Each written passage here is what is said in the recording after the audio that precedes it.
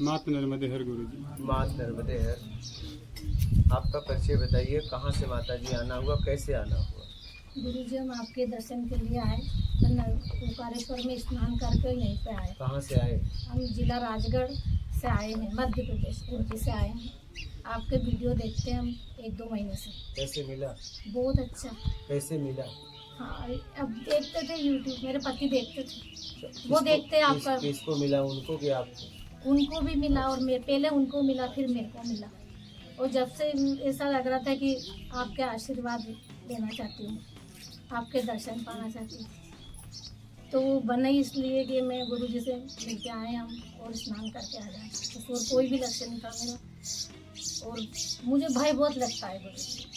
कोई सी भी बात सुन लेती हूँ, किसी की भी, इसकी मेरी बेटी की कोई भी ऐसी कोई बात हो, पढ़ाई लिखाई कुछ की भी, या पति की हो, बेटी और की हो। मेरे बेटा नहीं है गुरु जी, मेरे 4 बेटी हैं और अच्छे परिवार में शादी हुई गुरु जी, हम ब्राह्मण लोग हैं। पर मुझे भय बहुत लगता है। क्यों? सब अच्छा से चलता रहे गुरु जी, सब बढ़िया रहे। लेकिन सब अच्छा से माता जी, सब अच्छा से कहाँ चलता रहता है? उतार चढ़ाव तो आएगा। है, आपको लगता है सच्चाई का पता है। जैसे देखिए, सच्चाई बोल रहा हूँ, इसे स्वीकार करना। शादी हुई तो पता है, या तो पति पहले जाएगा, मैं जाऊंगी। बच्चे हुए, उसमें से काफी बच्चे इधर उधर भी हो जाते हैं, तो ये तो होगा ही होगा। है क्यों? आप इसे रोक सकती हैं? फिर इस सच्चाई को स्वीकार करना पड़ेगा। आप क्यों भय लगता है? ये पक्का है, ये माता जी पक्का है। आपको भी जाना है, उनको भी जाना है। जाने से पहले जी लो। भय क्यों लगता है बताइए? आप इसे रोक लेंगी? नहीं। तब क्यों भय लगता है? क्यों भय लगता है? बस इनका कोई टेंशन हो तो मुझे भय आ जाता है। मेरा कोई टेंशन नहीं गुरु जी, मेरा कुछ भी तो मैं वही तो कह रहा हूँ कि इनके भी जीवन में उतार चढ़ाव आएगा। अच्छा, आपको कुछ होगा तो ये टेंशन में है, तब तो आप भय में जीती हैं, तो इनका तो जिंदगी नरक है। फिर ये हमेशा घुटन में जी रहे हैं। हाँ,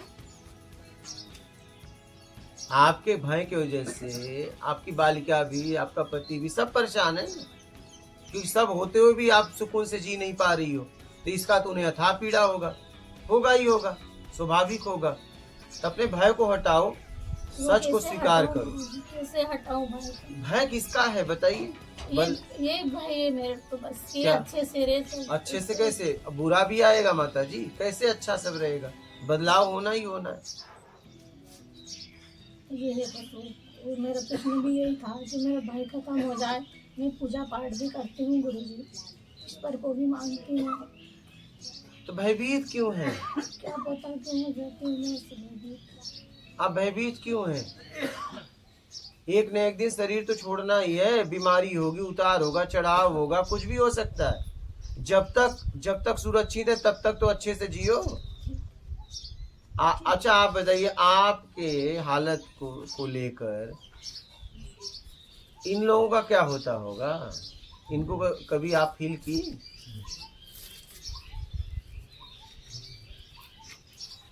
कि आपके पास सब है और आप जी नहीं पा रही हैं? ये बस भय खत्म हो जाएगा। भय तभी खत्म होगा जब आप समझ पाएंगी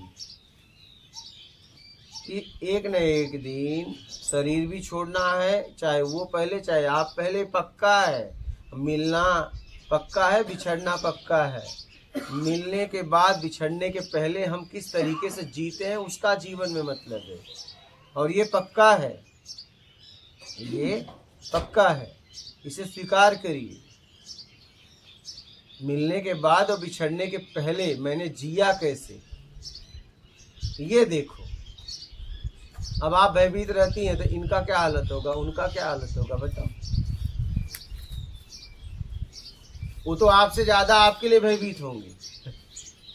आप कह पा रही हो, कह नहीं पा रहे हैं। बात ये है भाई, आपसे ज्यादा फिक्र उनको होगी आपकी।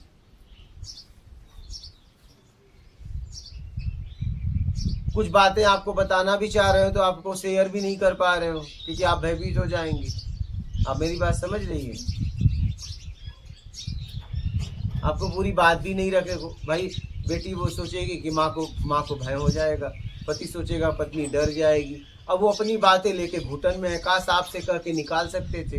तो आप मजबूत पार्टनर बनो ना, क्या इसीलिए अरे! आई हूँ कि आप मुझे बस ऐसा मजबूत पार्टनर बनो कि आपका पति हर बात आपसे कह सके। अब वो सीने में लेके घूम रहा है अपनी बातें, मैं कहूँ किससे, पत्नी को बोलूं वो और पीड़ित हो जाएगी। अब किसको ढूंढे बताओ। तो आप मजबूत पत्नी बने, पार्टनर बने, कि वो अपनी हर बात को बच्चे पति आपके सामने रख सके और आप उन्हें मार्ग बताएं। बात समझ रही है कि नहीं?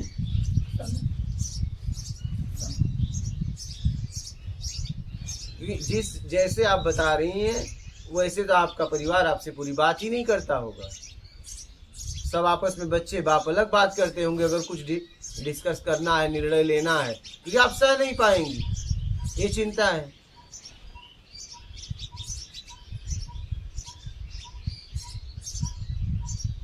तब भय से मुक्त हो जाओ और सामना करो। जितना कर सकती हो करो, जो होना है होगा।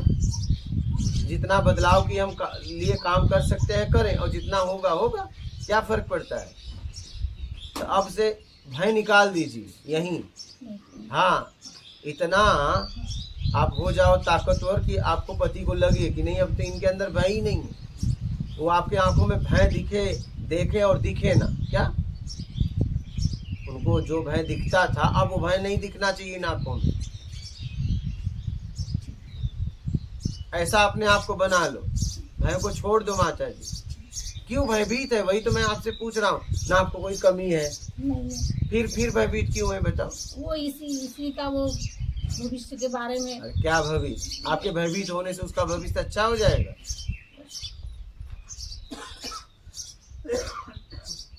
आप समझदारी के साथ उसका भविष्य अच्छा कर सकती हैं। समझ रहे हैं? अभी से भय निकाल दीजिए, ठीक है? और बालिका आप बताइए। मेरा नाम योगिता पुरोहित है और मैं भी वहीं से आई हूँ, राजगढ़ जिले से। इनके साथ आई, ये कौन है? ये मेरी माता। माँ, बोलिए। मेरे अंदर बहुत गुस्सा भरा पड़ा है, क्योंकि मुझे ये समाज अभी समझ में नहीं आ रहा है। मुझे ऐसा लगता है कि यहाँ पे बहुत ज़्यादा झूठ है, कोई किसी को चाहता नहीं है, और जो भी रिश्ते हैं वो स्वार्थ के रिश्ते हैं, जरूरत के। तो जैसे मान लो किसी की मृत्यु हो गई तो उस दिन तो आसपास बैठ के बड़ा दिखावा करेंगे, रोएंगे, और 3 दिन बाद बोलेंगे जान दे वो तो ऐसे ही था। फिर उनका अगर उससे ही कोई और रिलेटेड प्रोग्राम आ गया तो कहेंगे नहीं वहाँ चलना पड़ेगा, वो अपने ये थे वो थे। मुझे समझ नहीं आ रहा है कि इतना झूठ किस लिए। आप किसी को मन से चाहते भी नहीं हो, फिर आप ये दिखावा क्यों कर रहे हो? लेकिन ऐसे तो फिर अंदर से घुटन होती है ना, ऐसे तो नहीं जिया जा सकता। इन्हें जीने दो, आप निकलो इससे। मुझे तो कहा जाता है कि तुम डिप्लोमेटिक बनो, मैं नहीं बन पा रही हूँ। अगर मेरे अंदर गुस्सा है तो है, मुझे किसी से नहीं मिलना तो नहीं मिलना। अब आप मुझे ये मत कहो कि इनसे मिलना पड़ेगा क्योंकि ये वो है। भाई अपनी बातें इस पे मत हो। वही तो मेरे से वैसा बना नहीं जा रहा। आप कभी सत्संग मेरा सुने? नहीं, वैसे मैंने कुछ क्लिप से देखे, मैंने ज्यादा नहीं। आपको लगा कि और देखना चाहिए? हाँ, आप देखिए, आपको बहुत जरूरत है। आपके हर प्रश्नों के जवाब मिल जाएंगे।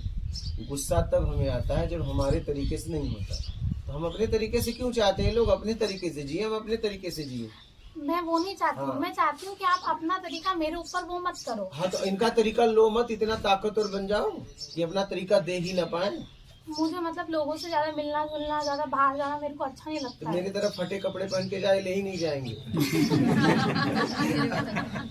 लोग मुझे नहीं बुलाते, अब बुलाते, मैं जाता नहीं। तू फटे कपड़े पहन ले, जब ये कहे चलो तो फटा कपड़ा पहन ले, बोले चलो, ले ही नहीं जाएंगे, उनकी सोसाइटी गिर जाएगी। नहीं, तो घर में भी आता है तो मैं अपने रूम से बाहर नहीं आती हूँ, तो फिर ये लोग बोलते कि तेरा व्यवहार अच्छा नहीं है। तो मुझे उससे कोई फर्क नहीं पड़ता मेरा व्यवहार कैसा है, पर मुझे पता है कि वो लोग सही नहीं है। मेरे को उनसे बात करना, उनकी जबरदस्ती सलाह देना मेरे को नहीं अच्छा लगता है। तो मैं ये मतलब मैं आपसे ही जानना चाहती हूँ कि मैं सही रास्ते पे हूँ या मुझे भी फिर ऐसे ही बन जाना चाहिए, क्योंकि ऐसा मुझसे तो नहीं बना जा रहा है। आप एकदम सही हैं, लेकिन एक जगह गलती हो रही है। जी। पूछो क्या? क्या बताइए प्लीज। आपके माता पिता ने इस जगत में कुछ व्यवहार बनाए हैं।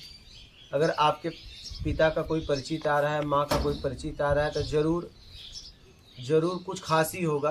तो हमें ज़्यादा नहीं तो जाके नमस्कारी करके और फिर अपने रूम में चला जाना चाहिए। क्या लेकिन मुझे परिचित से ज्यादा दिक्कत है वैसे। हाँ?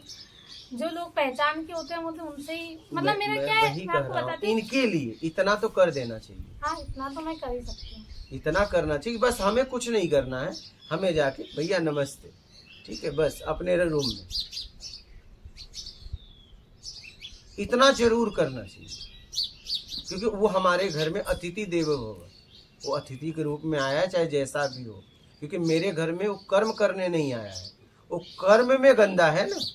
मेरे घर में कर्म करने तो नहीं आया ना, अब अभी उसका अतिथि का रूप है, ठीक है, और वो मेरे घर में आया है, तो मेरी इतनी तो जवाबदारी होती है मानवता के नाते कि उसको एक गिलास पानी पिलाऊं, चाहे वो राक्षस ही क्यों ना हो। बात समझ रही हैं? हाँ। वो चाहे राक्षस ही क्यों ना हो, कि वो मेरे घर में आया है। तो अगर मैं रूम के बाहर नहीं निकली तो उस राक्षस में मुझ में और क्या फर्क है?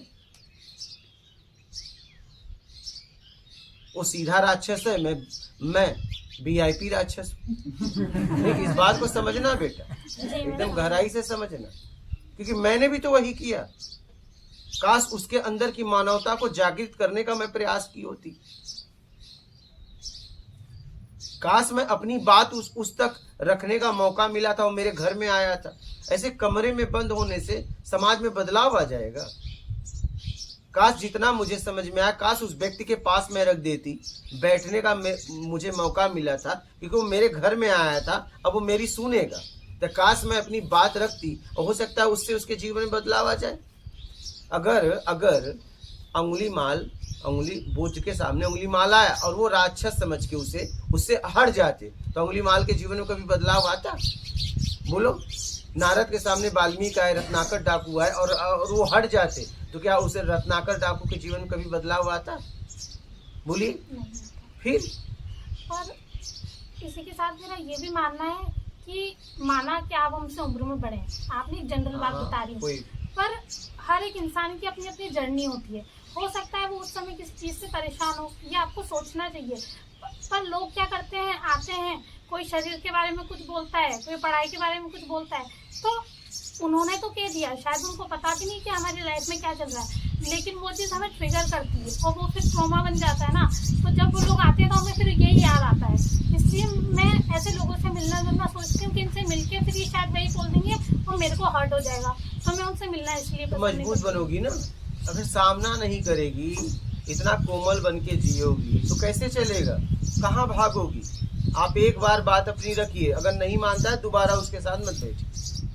मेरी बात समझ रही? एक बार तो रखिए, एक बार तो अपनी बात रखिए। अगर आपके घर में कोई आता है तो आपसे जरूर मिलना चाहिए, जरूर मिलना चाहिए। मर्यादा में अपनी आत्मरक्षा करते हुए, स्वाभिमान की रक्षा करते हुए, तभी आप जीवन में कुछ कर पाएंगे। कमरे में बंद रह के भी चले जाना है क्या? आपके पास जैसा आपने समझा है वैसा समाज को बताओ ना, समाज भी बदलेगा। हर आदमी, मान लीजिए अच्छे आदमी कमरे में हो जाए, बुरे आदमी बाहर हो जाए, तो क्या होगा समाज का? आने वाली पीढ़ी का क्या होगा? बताओ। मुझे भी ज्ञान मिला, मैं भी कमरे में बंद हो जाता यार, इसे कौन इतनी मगजमारी करे, क्योंकि मुझे कुछ चाहिए ही नहीं। अब मुझे कुछ चाहिए नहीं। आज मुझे गुस्सा नहीं है, फिर भी गुस्सा करना पड़ता है। आपने देखा ना अभी? हाँ। कोई जरूरत नहीं थी, जरूरत थी, क्योंकि उस आदमी ने सत्संग को महत्व दिया ही नहीं, उधर बैठा था। तो ऐसे लोगों को आसपास नहीं बैठाना चाहिए। जब ऐसे लोगों को भगाओगे तो ऐसे लोगों को एहसास होगा। वो सुविधा का दुरुपयोग कर रहा था, उसे छा मिल गया, मटका मिल गया, आते ही एक बिस्किट का पैकेट मिला, उसे शांति से बैठना चाहिए था ना, और सत्संग चल रहा था ना। तो जब उसने अपनी औकात दिखाई, तो हमने अपनी औकात दिखाई। पहले हमने मानवता दिखाई नहीं, उसे मैं जानता नहीं था, यहाँ कोई भी आता है बिस्किट का पैकेट लो, मटका है, पानी पियो। लेकिन जब तुमने अपनी मानवता नहीं दिखाई, मैंने तो दिखाई, तुमने अपना राक्षसपन दिखाया, अब राक्षसपन को धिक्कारने की जरूरत है। अब उसे झटका मारोगे तब वो सुधरेगा। तो मैंने उसे झटका मार दिया। अब वो देखो कहीं इंतजार कर रहा होगा, नहीं यहाँ उसको पानी मिलता और भी भोजन भी चाहिए था, भोजन मिलता, लेकिन अब कहीं धूप में कहीं चाय से पड़ा होगा, नहीं। तो पहली बार मानवता दिखाओ। अगर मानवता से आदमी नहीं समझता है उसका त्याग करो, लेकिन पहली बार आप मानवता उसे दिखाई। गुरुजी कई बार दिखाई है पर वो तो पता नहीं। छोड़ दीजिए उसका। अगर एक बार में नहीं समझे, दूसरा बार उसका त्याग कर दीजिए। त्याग भी कर दिया पर प्रेशर आता है। नहीं, प्रेशर मत लो, ताकतवर बनाओ, प्रेशर देने वाला पीछे हट जाए। मेरा ये मानना है कि जो टैग है कि जैसे ये मौसी है, ये चाची है, ये उससे फर्क नहीं पड़ता ना, इंसान कैसा है उससे फर्क पड़ता है ना। एकदम। तो आप इंसान से इंसान का रिश्ता जोड़ने की बात करो। आप ये क्यों कह रहे कि ये मौसी है, ये मामा है, ये बुआ है, तो इनको पूछना ही पड़ेगा, इनसे तो करना पड़ेगा, ऐसे थोड़ी होता है।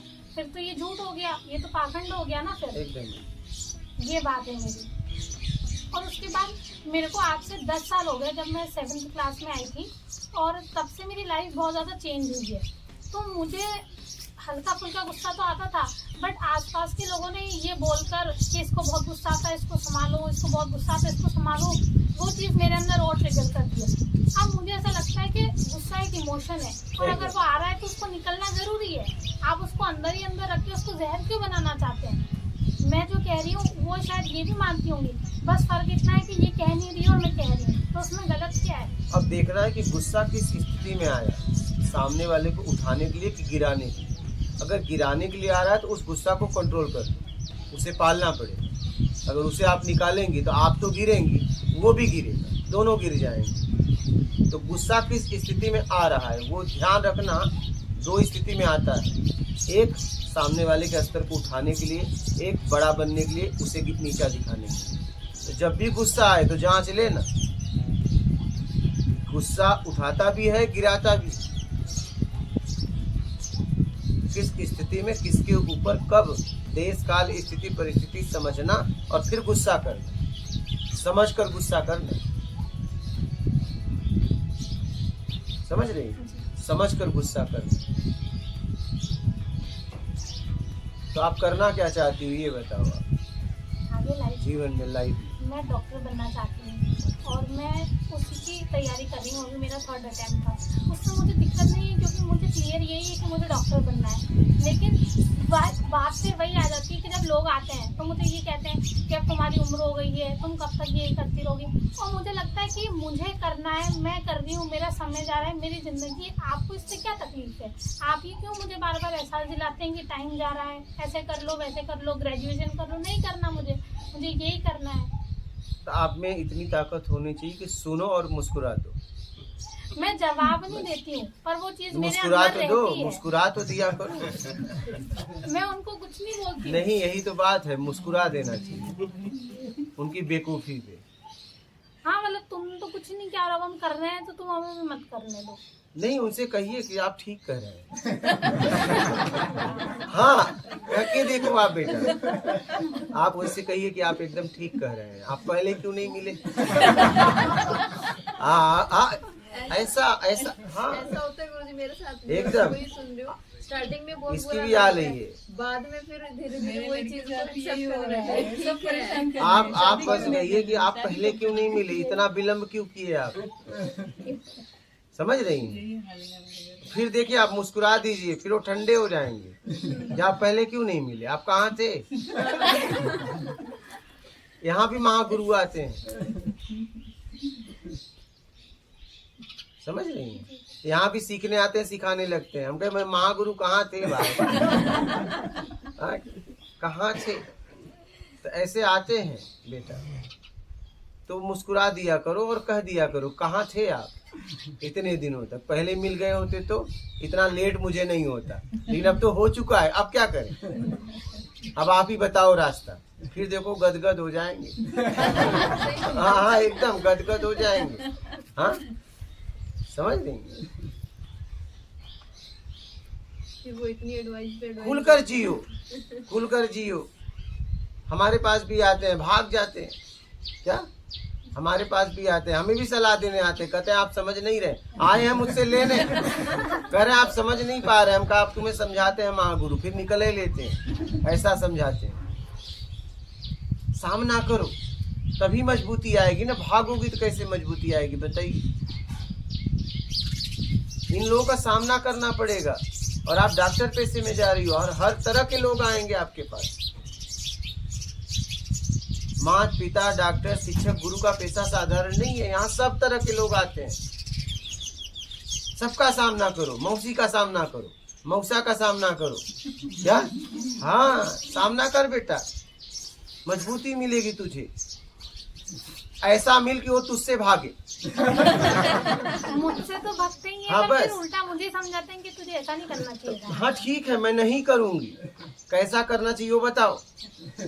मैं तो आपसे यही कह रहा हूँ कि ऐसा कुछ करो कि वो आपसे भागे। नहीं, मुझसे तो आप भागते ही हैं। शेर बनो, गीदड़ मत बनो जीवन में, भागो मत, कमरे में मत बंद हो, कमरा खुला हो और आपके दरवाजे में किसी को आने की हिम्मत ना हो। ये है, आपने अंदर से लॉक कर दिया, ये कोई बड़ी बात नहीं है। आप बात समझ रही हैं? नहीं, कमरा खुला हो और मेरे कमरे में आने से पहले लोग सोचे कि उस कमरे में जाने के बाद होगा क्या। बात समझ पा रही? हाँ, तुम सोए रहो तो किसी की जगाने की हिम्मत ना हो कि जगाए कैसे, घंटों बैठा हो। हाँ, ये होना चाहिए बेटा। कब तक ऐसे भागोगी, वो आपसे भागे। आप अपनी काबिलियत को निखारिए, सामना करिए ऐसे लोगों का। ये कह रही मौसी से मिलो, ऐसा मिलो कि मौसी फिर कभी ना तुमसे मिलना चाहिए। मैं आपको बता रहा हूँ, मैं आपकी कहानी को सुना रहा हूँ। मुझे लोग रिक्वेस्ट करते थे, महाराज जी आप मेरे यहाँ आइए ना। 6 महीना साल भर मेहनत करते थे, मैं चला ही जाता था, कमरा मिल जाता था, बिस्तर लग जाता था और मैं अपने तरीके से जीता था। 2 बजे का भोजन करता था, फिर जब तक वो कहें कि उनका भाव पूरा परिवार का देख लेता था, जब तक उनका भाव कि अब ये जाएं तभी जाता था। हाँ, तो मेरा कहना है कि ऐसा मिलो। ये कब तक मिलेगी मौसी, कब तक? आप बिना मतलब का मौसी से बात करना चालू करो, मौसी भाग लेगी। हाँ, तुम वो आगे आगे, तुम पीछे पीछे, आप देख लो करके, और तुम जितना भागोगे मौसी तुम्हारे पीछे भागेगी मनाने के लिए। मेरी बात समझ पा रही हो? भागो मत बेटा, भागोगी कमजोर हो जाओगी। आप जिस पैसे को ले रही हो, अगर इस पैसे से भागी तो आप खुद डिप्रेशन में आ जाओगी। आप क्या इलाज लोगों का करोगी? आपको एक पेशेंट का सामना करना पड़ेगा। फिर आप क्या करेंगी? कोई हो सकता है किसी को चोट लगी और दारू पी के एकदम मस्त है, अब आप उसका सामना कैसे करेगी बताओ? क्योंकि डॉक्टर को भगवान कहा गया है, अब वो तो राक्षस प्रवृत्ति में आया है, तो क्या करोगी? आप कहोगी नहीं, हम पीने वालों का इलाज नहीं करेंगे। बोलिए तो ते मौसी मौसा, ये जितने लोगों से मिला है सबका सामना कर। ये लोग पेशेंट ये सब आएंगे तुम्हारे पास, इनका पहले से फोन नंबर ले ले। जिस पैसा में जा रही है, लोग कहाँ जाएंगे? तुम्हारे पास ही आएंगे। इनका सही से इलाज करने का मौका मिलेगा। हाँ, पहले से कस्टमर ये दे रही हैं, समझ रही हैं? भागो मत बेटा, सामना करो। मैं आपको यही सलाह दूंगा, सामना करो। लोग तुमसे भागे, कमरा खोल दो, कमरा बंद मत रखो। बंद कमरे में घुटन होती है। क्या? बंद कमरे में घुटन होती है। कमरा खोल दो, लोग कमरे में आने से सोचे। समझ गए? हाँ,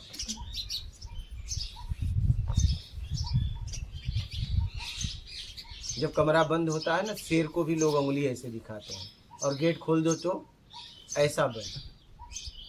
तो इस समय तेरी हालत यही तूने कर ली है, कमरा अंदर से लॉक कर दिया। ये गलती कर दी तुमने। लोग तुम्हें डरपोक समझ रहे हैं। शेर होता है ना, देखो चिड़ियाघर में जाते हैं, सब पैक रहता है, बच्चे भी उसको ऐसे ऐसे करते हैं, नहीं चिढ़ाते हैं, नहीं। और जरा उसका गेट खुल जाए तो कई किलोमीटर में लोग दिखेंगे नहीं। तू भी अपना कमरा खोल दे बस। आपसे यही करूँगी। हाँ, इतनी काबिलियत है, डॉक्टर की तैयारी कर रहे हो तो कमरा बंद कर रही है। हाँ, तो उससे बात करने के लिए लोग सोचे, हमसे बात करने के लिए लोग सोचते हैं, क्योंकि हम पाते ही रगड़ देते हैं। क्या पाते ही रगड़ देता हूँ। तुम में इतनी ताकत होना चाहिए कि बस मिलते ही बस जैसा आपने समझा बताओ, फिर देखो आपके पास नहीं आएंगे। उनके हाँ में हाँ मत करो, सुनो उनकी, आप समझकर कुछ जवाब दो, बस अपने तरीके से। ठीक है, कमरा खोल देना। और ये सत्संग सुनना, आप सत्संग है आपके काम का तो बहुत है, आने वाली पीढ़ी के लिए ये प्रत्यक्ष ज्ञान मतलब उनके काम का बहुत है। आप सुनना और बोलिए, बस ये तो आप कमरा खुल जाएगा। हाँ, खुल जाना चाहिए। हाँ, अब टूट पड़ेगी सारी इमोशनों पे। हाँ एकदम, हाँ एकदम एकदम। कोई मौसी गले मिलना चाहे तो ऐसा मिल कि तुम छोड़ना ही मत, पकड़ेगा। हाँ, मैं आपको बताऊं, एक कृष्ण अष्टमी था, लोग झूला झूला रहे थे मुंबई आश्रम में, तो मैं लाइन थी, ए चलो आगे चलो आगे। अब वो झूलाना चाहता था, मैं गया लाइन रोक दिया, बोला रुको, ए भाई झूला। अब वो झूला रहा है, झूला रहा है। ठीक है, अब इसके बाद वो क्या हुआ, थक गया। क्या हुआ, वो खुद भाग गया। तो मौसी जब गले मिले तो तू पीछे से मत छोड़ना, वो खुद ऐसे ऐसे करेगी, फिर भी पकड़ के रखना, फिर वो कभी गले नहीं मिलेगी। मैं तुम्हें बता रहा हूँ, आप कभी आजमा लेना, तू मत छोड़ना तुरंत, तू बस पकड़े रहना, तुम मेरी मौसी ही हो, तुम्हें छोड़ के जाए कहाँ, फिर देखना वो खुद छुड़ाएगी, और जब ज्यादा छुड़ाए छोड़ देना, बस देखना, फिर वो गले मिलने से भी सोचेगी, भाग में। ये सब तरीका अपना समझ लीजिए, क्योंकि आप डॉक्टर पेशा अपनाने जा रहे हो, हर तरह के लोग आएंगे आपके पास, कैसे सामना करोगी बताओ, क्योंकि 99% लोग ऐसे हैं। क्या करोगे, क्या करोगे, कहाँ जाओगे, कहाँ जाओगे, हाँ कहाँ जाओगी बताओ। 99% लोग ऐसे ही हैं, कहाँ जाओगे। इन्हीं के बीच में रह के काम करना है, ये नर्क है संसार। क्या है, नर्क है। अब इसमें हमें पैसा मिला है, किसी को माँ बाप का, किसी को शिक्षक का, किसी को डॉक्टर का, किसी को गुरु का, यही 4 है मेन। ठीक है, अब आपको ये इन्हीं की सेवा में लगाना है। ये नर्क है, कोई माता पिता बन के आया, कोई शिक्षक बन के आया, कोई गुरु बन के आया, कोई डॉक्टर बन के आया। अब किसके लिए आया बता, किसके लिए आया, ये बीमार के लिए। अब तू एक बात बता, तू अगर डॉक्टर बनेगी तो बीमार की इलाज करेगी कि स्वस्थ की। अब तू सोचो कि नहीं स्वस्थ की इलाज करूं, तो स्वस्थ की इलाज होगा बीमार का। तो वैसे ही भटके लोगों को मार्ग बताना है, तो ऐसे लोगों का सामना करो। आप इसीलिए आई हो, और इसीलिए आपके पास समझ दिया गया है कि आप इनके स्तर को कैसे उठाओ, काम करो। बात समझ रहे हैं, इसे गहराई से समझ लीजिए। हाँ, और रूम खोल लीजिए। हाँ, और बोलिए, कोई प्रश्न है। और सत्संग सुनना, हाँ सुनना, जरूर सुनना, आपके बहुत काम आएगा। हाँ, कौन डॉक्टर में कौन सी तैयारी कर रही है अभी? तो ये एंट्रेंस एग्जाम ही दे रही हूँ। फाइनल क्या बनना चाहती है, मतलब मैं न्यूरो सर्जन बनना चाहती हूँ। चलो बहुत अच्छा है। सर्जन मतलब चीर फाड़, तब चीर फाड़ कैसे करेगी जब अभी दरवाजा बंद किया। अब उसमें तो बहुत वो चाहिए ना, नहीं तब, और उसमें ज़्यादा चीज एक्सीडेंट होता है ज़्यादा तक पीने वालों का, वही करने जा रहे हो ना, ऑपरेशन वगैरह यही सब। तो वो लोग खूब आएंगे तो क्या करोगी, बोलोगी अरे यार सब 80% ज़्यादा केस वैसे ही आते हैं, नहीं तब क्या करोगी फिर। किसी ने दारू पीते पीते किडनी खराब कर दी, किसी ने क्या लीवर खराब कर दी, आपके पास ऐसे ही लोग आने वाले हैं। इसलिए इनसे भागो मत, सामना करो, क्योंकि ये नरक है और आपको ये पैसा मिला है। स्वस्थ के पास, समझदार के पास तो सब रहते हैं, जरूरत कहाँ है बताओ, जिनमें कमी। हाँ, तो हमारी ताकत का पता तब चलेगा जब मैं जहाँ कमी होगी उस कमी को निकालूंगा, तब जाके मेरी ताकत का पता चलेगा। समझदार आदमी के पास तो सब है, सब नहीं। योग्यता को तो, योग्यता के पास तो सब बैठते हैं, और योग्यता के पास बैठकर उसे योग्य बनाओ, तब आपकी महानता है। समझ रही हैं? इसलिए काम करो। क्या करो? काम करो और आगे बढ़ो। आप बोलिए, आप कुछ कहना चाहेंगे? प्रणाम मात नर्मदे। गुरु जी, 2 प्रश्न थे। हाँ, तो कई बार 4-5-6 महीने से वीडियो प्रतिदिन ही देखता हूँ। हाँ, रात को 12 बजे तक भी देखता हूँ और सुबह उठते से भी देखता हूँ।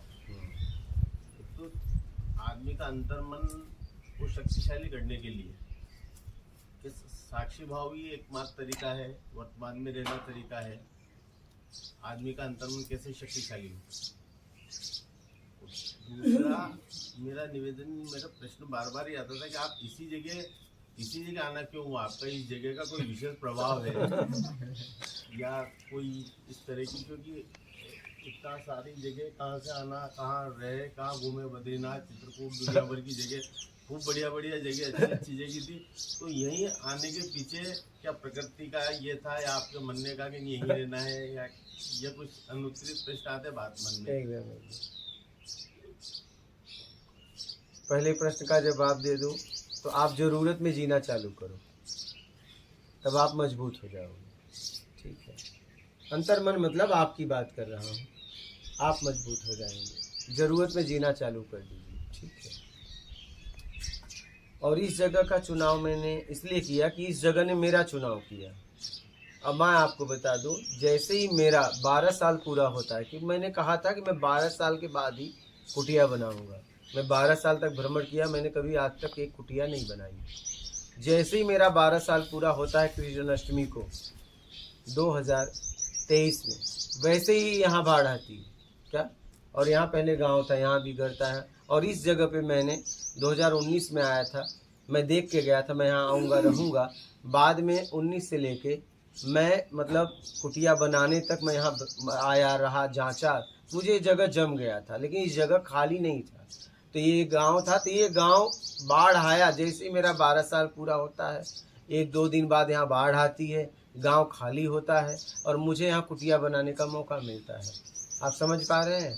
ये यहाँ मतलब प्रकृति भी चाहती थी, ये जगह चाहती थी कि ये यहाँ पे बन। अब बात समझ रहे हैं? क्योंकि पहले यहाँ गांव था तो मंदिर के आसपास में कुटिया, क्योंकि आध्यात्मिक बनाना था, लोगों का आना जहाँ जहाँ आध्यात्मिक लोगों का रहे और किसी का नहीं, तो वहाँ पे नहीं था, जगह ही नहीं था, उधर भी नहीं था।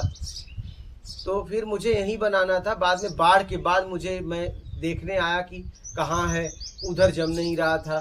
फिर जब देखने आया तो ये जगह मुझे पसंद आ गई। क्या? और ये आध्यात्मिक जगह है जहाँ तक मैं समझ पाया। हाँ, क्योंकि मैं 12 ज्योतिर्लिंग, 4 धाम, गंगा सागर, कई शक्तिपीठ गया हूँ। इसके बाद मुंबई में मेरा रहना हुआ। अगर मुझे आश्रम भी बनाना होता तो मैं मुंबई में बनाता, मैं आपको सीधी बात बता दूँ। लेकिन ये मैंने इस काम के लिए इस जगह का चुनाव किया, इस जगह ने मेरे काम के लिए चुनाव किया। ये आखिरी यात्रा के लिए मैं इस जगह पे इस कुटिया को बनाया हूँ। आखिरी यात्रा जिसे करनी है। हाँ, मतलब बस ऐसे ही नहीं बनाया हूँ, इसके पीछे मैं काम कर रहा हूँ। हाँ,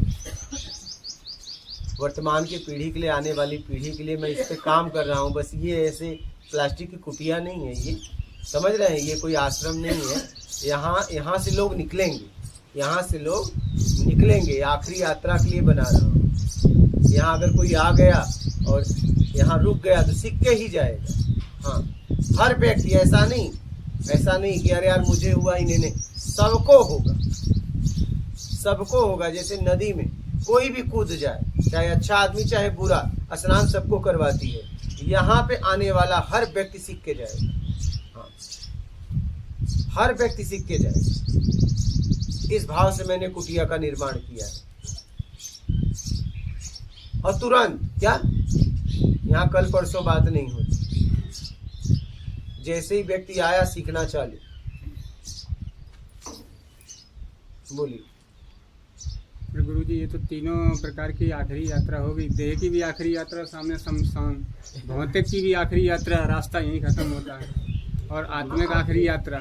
आखिरी यात्रा के लिए ही मैंने यहाँ पे हाँ, तीनों जगह की आखिरी यात्रा है। वो डरा रही थी आपकी। 16 में इसलिए मैं बार बार इनसे कहता था 4 महीने से। अच्छा।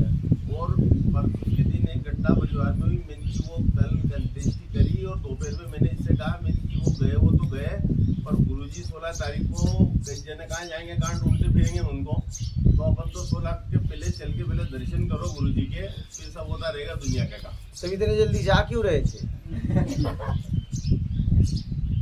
गुरुजी इसलिए जा रहा था कि कल इनकी वो हुई ना, उनका कल कार्यक्रम में तीसरे का, तो इसके परिवार में ही इसकी वो थी, तो उन्होंने कहा कि इसलिए, वरना मैं तो यहाँ रुकने के हिसाब से आता, 1 दिन 2 दिन 4 दिन 5 दिन, मुझे तो ठीक है, तो जगह रहेगी, आइएगा, ठीक है। और 2 बार हो गया, तुम्हें भगाना पड़ेगा यहाँ से। 2 बार हो गया, अभी आए हो, अभी चले जाओगे। बहुत तेजी में आए हो, बहुत तेजी से जाओगे। तो और बोलिए, आपका और कोई प्रश्न है? आपका बालक, अब दरवाजा खोल देना। हाँ बेटा, और क्या, शेर की तरह दीजिए दरवाजा, आप अंदर से लॉक करके जीरो, बाहर से लोग खटखटा रहे, खोल दो, लोग आने से सोचे। क्या आपके कमरे में आने से सोचे, आपको आवाज देने से पहले सोचे, आप सो गई हो तो जगाने से पहले सोचे नहीं। गीदड़ को लोग पत्थर मारते हैं, शेर सोया है ऐसा निकलते हैं, अगर दिख जाए मतलब पत्ता भी नहीं हिलना चाहिए, और गीदड़ सोया है तो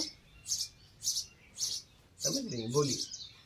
गुरुजी, एक चीज और क्या है, मुझे बचपन से ये मतलब मेरे को बहुत क्लियरली पता है कि मेरा ऐसा ही सोचना रहा है कि जो धर्म है या समाज है या पैसों को लेकर जो ऊंच नीच भेदभाव होते हैं, ये मुझे बचपन से कभी समझ में नहीं आया। और मुझे ऐसा लगता है कि ये करने से आप सामने वाले इंसान को बिल्कुल मार देते हैं, क्योंकि अगर आप, क्योंकि मुझे ऐसे सिखाया जाता था बचपन में, घर से नहीं आसपास से, कि उनके साथ मत खेलो, उनकी ये समाज है, तुम ब्राह्मण हो, ये वो। तो मैं बचपन से इन चीज़ों को मानती नहीं थी। जो मेरा मन करता था, जिसके साथ मुझे अच्छा लगता था, मैं रहती थी। ये तो बचपन की बात हो गई, और ये ऐसा मेरा मानना भी है। लेकिन अभी कुछ दिन पहले एक धर्म गुरु थे, और उनका रील में देख रही थी, वो उनका वीडियो आ गया, तो उनका कोई आशीर्वाद लेने के लिए आ रहा था, और उन्होंने उसको पीछे कर दिया, कहा कि भाई तू दूर रहे, तुझसे हमें छुआछूत हो जाएगी। तो मेरे मन में ये सवाल आया कि फिर आपके पूजा पाठ करने का, किसी को मानने का, आपकी साधना करने का फिर मतलब ही क्या है? अगर आप सामने वाले को अपमान कर रहे हैं, उसको ये कह के कि भाई तू हमसे दूर रहे। एक तो वो आपसे आशीर्वाद लेने आया, आपके सामने झुक रहा है, और आप उसको उसका वो बता के उसको दूर कर रहे हैं। उसने तो सही बोला ना कि मैं उस लायक नहीं हूँ। उसने तो अपनी सच्चाई बता दी ना। तो फिर लोग ऐसे लोगों की गलती है, पूछते क्यों है? लोगों की गलती है। लोग तो सिगरेट पे छपा है कैंसर होगा, नहीं बीड़ी पे तो क्या नहीं पीते हैं? वो तो आदमी अपना परिचय बता दिया ना कि भैया मैं इस योग्य नहीं हूँ। तो समाज को समझ लेना चाहिए ना। बोलो, हमने भी वर्ण व्यवस्था पे बोला है, कभी सुन लेना। सुनी कि नहीं? हम बता देते हैं। अभी 4 वर्ण है, ब्राह्मण, क्षत्रिय, वैश्य, शूद्र, ठीक है। पृथ्वी पर जितने भी जीव अपने बच्चों को जन्म देते हैं, चाहे मुंह से चाहे हाथ से उसके मल को साफ करते हैं, उस समय शूद्र होते हैं। उसके बाद भोजन की व्यवस्था करते हैं, उस समय वैश्य होते हैं। उसके बाद रक्षा करते हैं, उस समय वो क्षत्रिय होते हैं। आखिरी में ज्ञान देके छोड़ देते हैं, उस समय ब्राह्मण होते हैं। वो जीव जीवन जीने के लिए जब शुरुआत करता है तो ज्ञान से वो ब्राह्मण होता है, अपनी रक्षा करता है, क्षत्रिय होता है, और भोजन की व्यवस्था करता है, वो वैश्य होता है, अपने मल मूत्र को स्वयं साफ करता है, वो शुद्र होता है। तो इस पृथ्वी पर जितने भी जीव हैं, सबके अंदर ये 4 वर्ण है, अपना के ही जीना पड़ता है। अब मानव तन में कर्ता का अधिकार, पैदा करने का अधिकार है। बाकी जो जितने भी है भोग भोजन खोज के खाते हैं, ठीक है, प्राकृतिक। अब मानव तो 4 अपने लिए अपना रहा है। अगर 4 ये बाहर के लिए अपना ले तो मुक्ति और मोक्ष हो जाएगा। अगर एक भी पकड़ लिया तो फंस जाएगा। तो अगर कोई कह दे कि मैं इस समय ब्राह्मण हूँ, जैसे आप कहो ब्राह्मण हूँ, तो ब्राह्मण का क्या मतलब है? ब्राह्मण का क्या मतलब है? जिसने ब्रह्म को जाना, हाँ, ब्रह्म को जानने वाला ना। कितने ब्राह्मण है ब्रह्म को जानते हैं? पौआ पी रहे हैं क्या? हाँ, ये कौन से ब्राह्मण है? ब्राह्मण मतलब ज्ञान का प्रतीक है, क्षत्रिय रक्षा का प्रतीक है। तो एक भी तो लोग नहीं अपना रहे हैं, चार का तो छोड़ दो। इसलिए संत महापुरुष चारों अपना के निकल लेते हैं। देखो संत महापुरुष के पास मतलब पता ही नहीं चलता कौन जात वाला कौन क्या बैठा है। राजा रंग को एक जगह बैठा देते हैं, कहते नहीं निकल लो, क्या नहीं निकल लो। जैसे उस आदमी को मैंने भगाया तो उस आदमी का समाज नहीं देखा, उसके कर्म को देखा, क्या उसके कर्म को देखा, हमने उसका समाज नहीं देखा। इस समाज है, और समाज तो दोहरी चाल चलता है। अमीर दारू पीता है तो रईस कहते हैं, गरीब बेवड़ा कहते हैं। नहीं, अमीरों को घर पे बैठा के पिलाएंगे और कहेंगे भैया फिर आना, फोटो भी खिंचाएंगे, और गरीब को कहेंगे देखो महक रहा है। नहीं, तो समाज तो दोहरी चाल चलता है बेटा। हमें काम करके निकल जाना है, क्या हमें काम करके निकल जाना। ये चार वर्ण है, ये सब में है, ये सब में है। बोलो और कुछ बोलो। पृथ्वी के हर जीव में,